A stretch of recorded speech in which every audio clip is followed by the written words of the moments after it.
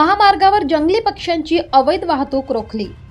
5 कोल्हे, शेकडो तितार आणि पोपट जप्त। धुळे सुरत राष्ट्रीय महामार्गावरील बर्डीपाडा टोलनाक्याजवळ रात्री 8 वाजेच्या सुमारास पोलिसांनी सापळा रचून वन्य प्राणी आणि पक्ष्यांची अवैध तस्करी रोखली आहे। या कारवाईमुळे तस्करांचे धाबे दणाणले आहेत। नंदुरबार स्थानिक गुन्हे शाखेला गुप्त माहिती मिळाली की एक आयशर टेम्पोमध्ये जंगली वन्य प्राणी आणि पक्ष्यांची अवैध तस्करी करून विक्रीसाठी गुजरात राज्यात जात आहे।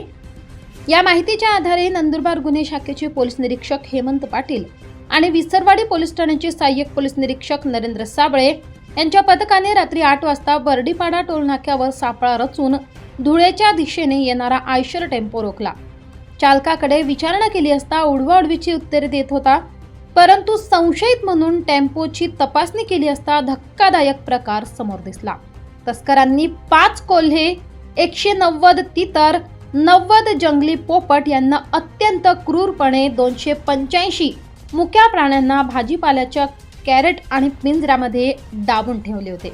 जंगली वन्य प्राण्यांची तस्करी करणारे शहजाद अहमद शेख, अतिक अहमद शेख आणि चालक या तिघांना टेम्पोसह ताब्यात घेतले आहे।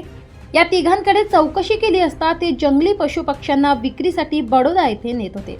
या घटनेची माहिती मिळताच वन विभाग, पशुसंवर्धन विभाग यांनी त्वरित विसरवाडी पोलीस ठाण्यात चौकशीसाठी धाव घेतली होती। नवापूर लाईव्ह न्यूजसाठी संजय वाणी, विसरवाडी।